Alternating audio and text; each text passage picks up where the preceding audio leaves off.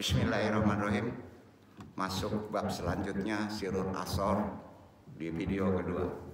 Untuk bisa meraih dalam jalan mendekat kepada Allah, dalam sisi ruhani, manusia harus mencari orang yang memiliki pandangan batin yang kuat. Seorang guru. Disinilah susahnya. Yang bisa membimbing khususnya mata hatinya, bukan mata lahirnya. Udah ketemu? Belum. Oh, yang duduk nggak mau, nggak bisa. Yang duduk nggak bisa. Cari aja sendiri. Guru yang bisa menanamkan ilmu, ditanamkan ilmu itu supaya tumbuh. Haruslah orang yang dekat kepada Allah, betul? Dan mampu mencapai alam-alam tinggi, bukan alam dunia, bukan langit, di luar alam itu. Wahai manusia, bangun, bertobatlah agar mendapatkan ilmu dari Rabbu sisimu. Syaratnya tobat dulu. Berjuanglah, jihadlah dengan thalibul ilmi. Allah memerintahkan begitu. Ali Imran surat 3, 133, 134 dibaca kemana? Awal untuk bisa meraihnya, jalan ini, jalan rahasia. Di awal ini ya, ini sebentar lagi nih, cara praktek awalnya adalah Ali Imran 133, 134. Yang awal itu mengingat alam ajali, itu enggak? Mengingat alam penciptaan kita, itu urutannya, duduk kan? Dibaca waktu. Nah, pas prakteknya masuk Ali Imran 133, 134. Begitu cara kerjanya. Ya, paham ya? Paham nggak nih? Paham ya? Nah, dibaca.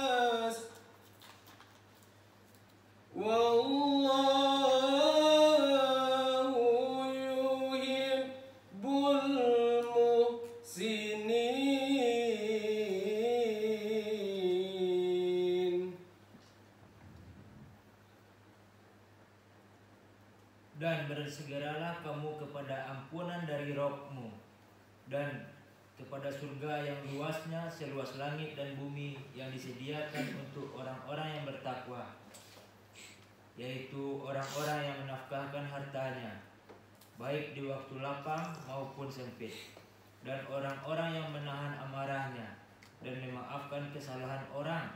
Allah menyukai orang-orang yang berbuat kebajikan. Itu jalannya. Jalan awal begitu. Dapat fikih untuk meniti jalan menuju kepada Allah, jalan ruhani dalam kehidupan sekarang. Satu, taubat.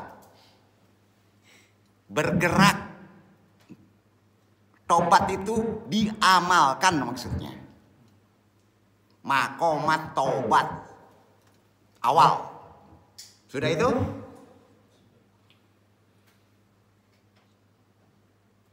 Nafkahkan hartanya kepada jalan yang baik, sedekah, zakat, infak, walaupun antum dalam keadaan sempit. Kedua,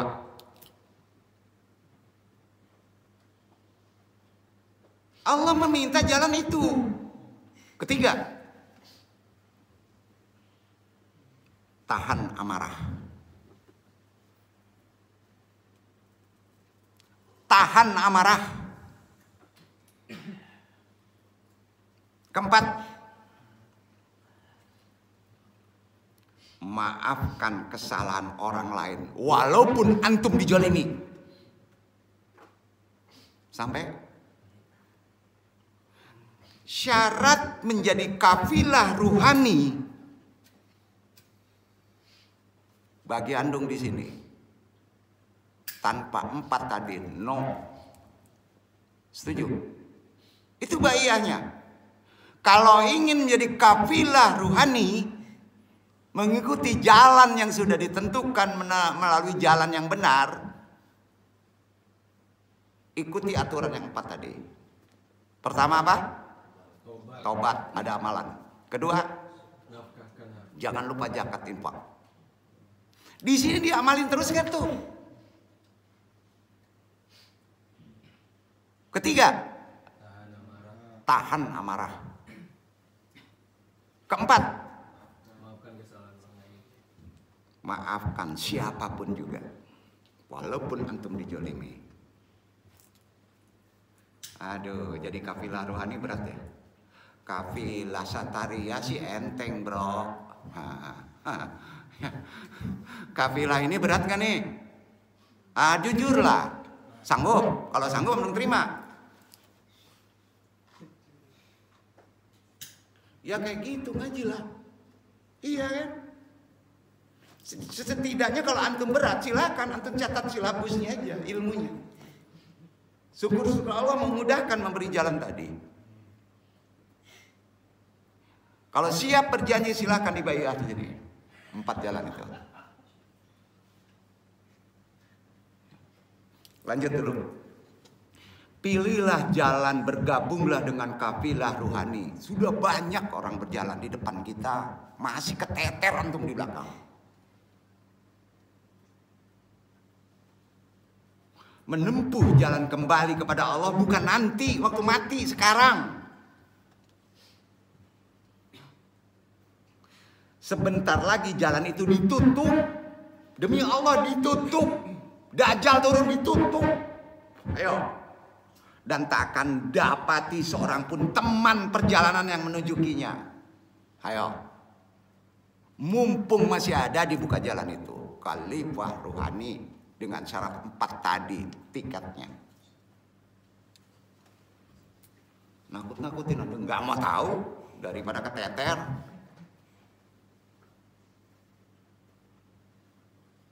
Kita tidak dituntut ke dunia yang luas dan rusak ini, di kondisi terakhir ini, untuk bersantai. Tidak bro, main game juga lagi. Tidak dituntut begitu. Oh takut gak lulus kecil. Oh takut gak kerja kecil. Kita udah tahu itu. Berapa lama sih antum hidup? Kita tidak diutus ke sini hanya untuk makan, minum, tidak.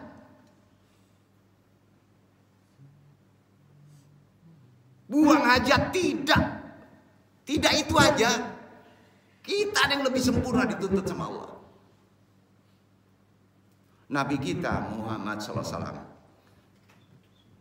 selalu mengamati kamu. Dia prihatin sampai saat ini. Demi Allah prihatin melihat keadaan umatmu akhirul zaman. Ia tahu apa yang akan terjadi saat dia bersabda. Apa sabdanya? Wazai sababbuhu ummati di akhiril zamani. Rasa sakitku disebabkan oleh umatku di akhir zaman, itu kata Nabi. Karena lalai, karena lupa, padahal jalan sebentar lagi ditutup. Jadilah khalifah ruhani. Ayo. Hanya ada dua hal yang kita dapat, yaitu yang nyata agama, yang jelas jalan agama. Keduanya jalan yang gaib. Antum manusia gaib. Dalam bentuk hikmah antum mempelajarinya. Allah Subhanahu wa taala memerintahkan kita untuk menyelaraskan wujud lahir antum. Kita dengan ajaran agama bisa menata wujud batiniah kita. Kita dengan hikmah dapat menata kedua-duanya.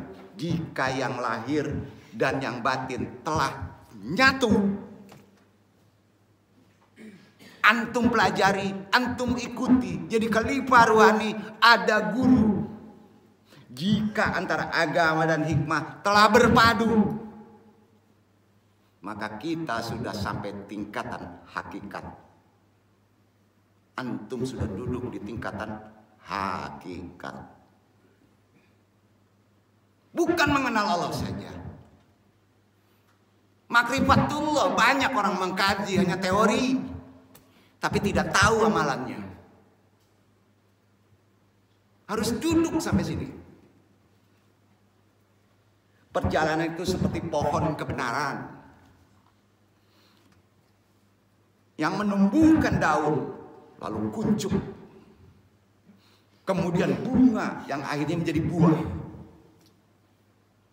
Dia membiarkan dua lautan mengalir, yang kemudian keduanya bertemu. Antara keduanya ada batas yang tidak dilampaui oleh masing-masing. Bainahuma barzakhun la yaqhaqiyah. Di antara keduanya ada pembatas yang tidak dilampaui oleh masing-masing. Ar-Rahman 55 ayat 20. Dua harus menjadi satu. Hakikat takkan bisa diraih hanya melalui pengetahuan indrawi, tidak. Yang berkaitan dengan alam lahir, tidak. Tujuan akhir manusia itu sumber azali yang diterangkan tadi. Tidak dapat dicapai dengan cara yang aneh-aneh. Ibadah sejatinya membutuhkan agama sekaligus pengetahuan, hikmah, penuntun yang benar, mengetahui alam asal usul. Karena itu Allah berfirman, Adz-Dzariyat ayat 56 surat 51. Wa ma khalaqtul jinna wal insa illa liya'budun. Baru ngerti. Baru tahu. Tidak aku ciptakan antum termasuk jin kecuali untuk menyembahku. Sujud. Karena ruh masih ada di badan. Dengan kata lain, laqad khalaqul arifuni. Mereka diciptakan agar mengenalku. Antum diciptakan, kata Allah, agar bisa mengenal aku, kata Allah. Bagaimana mungkin orang yang tidak mengenal, dia dapat sungguh-sungguh memujinya? Bohong. Kalau nggak kenal, bohong. Memohon pertolongan, bohong. Dan mengabdi kepadanya, bagaimana mungkin kalau antum tidak mengenalnya? Inilah jalan mengenalnya. Ilmu yang dibutuhkan untuk mengenalnya hanya dapat diraih dengan membuka tabir yang menutup cermin hati antum. Bersihkan jadi solid. Dan membersihkannya hingga berkilau. barulah kemudian keindahan ilahi yang selama ini tersembunyi, rahasia, memancar dari Allah. Sirul asrar. Karena itu Allah berfirman menunjukinya. Dari sebuah hadis Allah berfirman, "Anna kanza makhafiyan uridan abun marwaban walihada khalaqat al-makhluqati." Aku adalah harta tersembunyi. Aku ingin dikenal. Karena itulah aku ciptakan makhluk. Jadi manusia diciptakan oleh Allah agar dia berusaha serius, sungguh-sungguh bisa memperoleh pengetahuan, mengenal penciptaannya dari usul penciptaannya. Kita kenal Allah dari asma wal sifat kecil, belum sampai dari cahaya, dari pecahnya jiwa, dari perjanjian alam lahut sampai pecah menjadi astral-astral. Itu yang dibahas di Sirul Asrar. Itu baru makrifat, kenal diri, usul penciptaan. Ilmu ilahi terbagi ke dalam dua tingkatan. Tingkatan pertama adalah mengenal sifat-sifat betul, manifestasi Allah. Tingkatan kedua mengenal zat Allah. Inilah saatnya. Pada tingkatan pertama, manusia yang bersifat jasmani akan bisa merasakan dunia ini maupun akhirat. Namun ilmu yang menuntun pada pengetahuan tentang zat Allah berada dalam ruh suci, qalbun yang salim, yang memungkinkan manusia mengetahui rahasia-rahasia akhirat. Karenanya Allah menegaskan hal ini dengan firman-Nya, bukan kata Sirul Asrar, bukan kata ulama, kata Allah. Al-Baqarah 287. Wa ayadannahu biruhil kudus. Dan kami perkuat dia dengan ruh yang suci. Ruhul Kudus. Orang yang menajat Allah akan bisa memperoleh sultan, kekuatan melalui ruh sucinya yang telah dianugerahkan kepada antum semuanya. Kalau mengikuti jalan aturannya. Kedua jenis pengetahuan ini diperoleh melalui dua macam ilmu, yaitu ilmu batin dan ilmu lahir. Satukan. Setiap orang membutuhkan keduanya untuk meraih kebaikan. Karena itu Rasulullah SAW menjelaskan ilmu terbagi ke dalam dua bagian. Ilmu yang berada dalam lidah, yang menjadi hujah atas keberadaan Allah. Dan ilmu yang berada dalam hati. Ilmu inilah yang dibutuhkan untuk mewujudkan harapan kita. Manusia sangat membutuhkan ilmu agama. Betul. Untuk mengetahui manifestasi lahir zat Allah yang mencerminkan pada alam sifat-sifat dan alam nama-nama. Setelah menguasainya, seseorang harus mendidik batinnya, tarbiyahkan batinnya untuk bisa memahami berbagai rahasia sehingga ia dapat memasuki alam ilmu ilahi dan mengenal hakikat. Pada tingkatan pertama, ia harus meninggalkan segala sesuatu yang bertentangan dengan ajaran agama. Bahkan kaum sufi menganjurkan agar kita meninggalkan segala perilaku akhlak yang salah. Caranya adalah melatih diri melaksanakan segala hal yang dibenci hawa nafsu alam bawah. Kendalikan serta melakukan segala hal yang menahan hasrat jasmani, hasrat keinginan yang tidak baik. Untuk bisa meraih semua ini, kita harus melatih riyadhah secara sungguh-sungguh, istiqomah, agar hawa nafsu kita benar-benar lumpuh. Jangan kambing hitamkan makhluk setan dan jin. Yang terberat zaman sekarang adalah yang ada pada alam bawah antum, hawa nafsu. Karena itu Allah berfirman, Al-Kahfi 18 ayat 110 dibaca.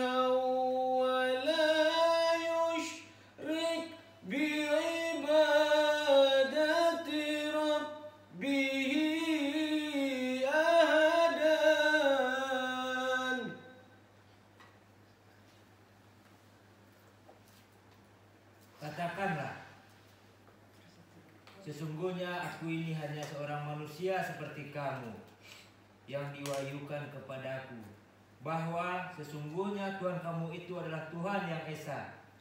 Barang siapa mengharap perjumpaan dengan Tuhannya, maka hendaklah ia mengerjakan amal yang soleh, dan janganlah ia mempersekutukan seorang pun dalam beribadat kepada Tuhannya. Pengen ketemu Tuhannya? Bukan nanti, sekarang. Pengen apa amalannya? Kata Allah, bukan nanti, bukan mati dulu, sekarang. Hendaklah melakukan amal soleh dan tidak menjadikan apa dan siapapun sebagai sekutu dalam beribadah kepada Robnya. Awali nafsu antum. Sering jadi sekutu. Pikiran antum sering jadi sekutu. Kecerdasan antum sering jadi sekutu. Itu dulu. Jangan ke setan, jin, bukan. Itu cuman gocok-gocok di tempatnya, betul nggak? Gimana nih?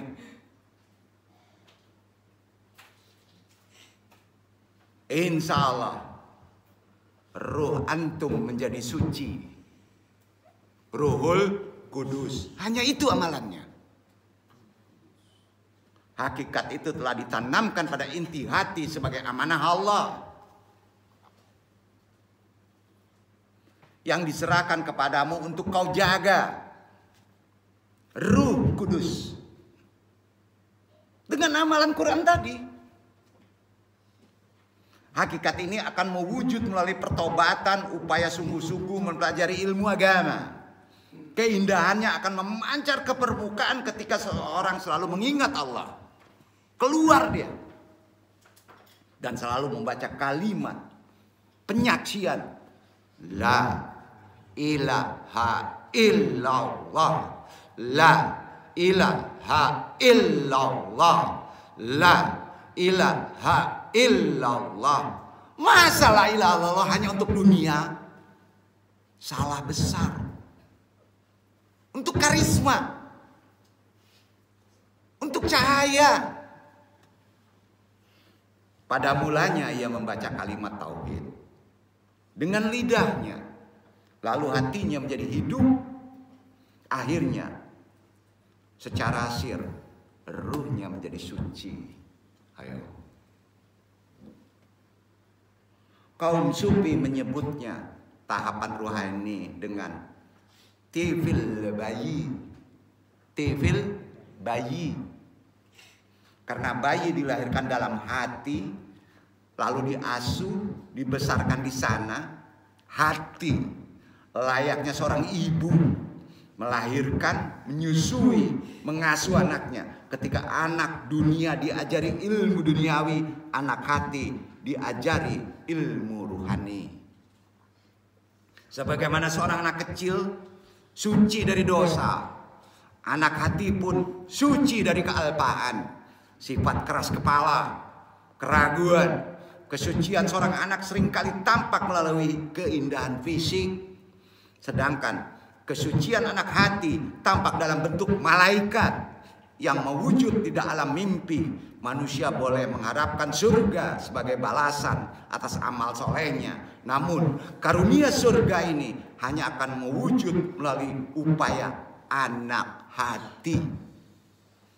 Fi jannatin na'im yatufu alaihim wildanum muqaladun.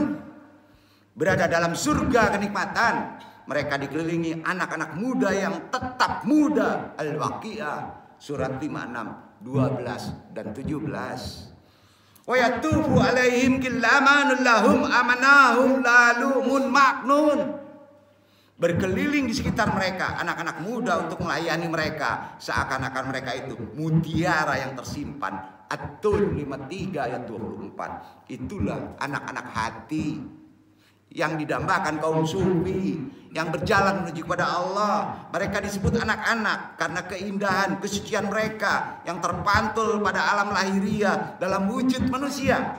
Dari sisi kelembutan dan kekeluarannya dan keikhlasannya, mereka adalah anak-anak hati. Namun dari sisi fisik, mereka adalah anak manusia yang mampu merubah penampilan karena ia terhubung kepada Sang Pencipta. Inilah gambaran sejati manusia.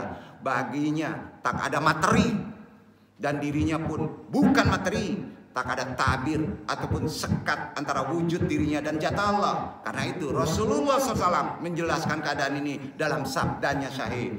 Laqad kuntu ma'allah datta yauman walam yakun bainana yauma idahan tarikun la malikun mukarabun wala nabiyin. Aku pernah berada bersama Allah. Ketika itu tak ada pemisah antara kami, baik malaikat terdekat maupun seorang nabi. Nabi yang tak dapat menyela antara nabi dan Allah adalah raga Rasulullah SAW sendiri. Malaikat yang terdekat kepada Allah adalah Nur Muhammad, makhluk pertama dalam keadaan yang didamba semua sufi. Ia berada sangat dekat, hudur dengan Rabbnya, sehingga baik raga maupun jiwanya tak dapat memisahkan keduanya. Karenanya Rasulullah bersabda, Innallaha jannata laisa fiha qusyurun wala ardun wala anharun min asalin wala kalabinin jannatun la yaraha ahauni la indali qailaha. Allah memiliki surga yang di dalamnya tidak terdapat istana, tanah, sungai, madu, dan susu. Surga yang hanya dapat dilihat seseorang saat bertemu dengan Rabb-nya. Itulah surga tertinggi, bukan surga materi. Allah menegaskan hal ini, bukan kata Sirul Asrar, kata firman-Nya. Al-Qiyamah 75, 22, 23. Wajuhi yawma ijin nadiran illa rabbihan najirah. Wajah-wajah orang beriman pada hari itu berseri-seri, kepada Rabb-nya mereka lah melihat. Itulah surga jannat tertinggi. Rasulullah bersabda, yumaidin tara rabbaka kama taral badra. Pada hari itu kau akan melihat Rabb-mu laksana melihat bulan purnama. Walaupun demikian keadaan ini, jika didekati oleh makhluk, bahkan malaikat sekalipun, akan menghancurkannya menjadi debu. Dalam sebuah hadis sifatnya qudsi, Allah berfirman, lau annani fatahtu hijab tibiyatil qadarati walalillahi jatin wahidatin la tara qala sulisain alal ardi biqadri ma astati'u anara. Seandainya kubuka tabir sifatku, kata Allah, yang maha perkasa, meski sesaat, niscaya segalanya terbakar, musnah sejauh mataku memandang.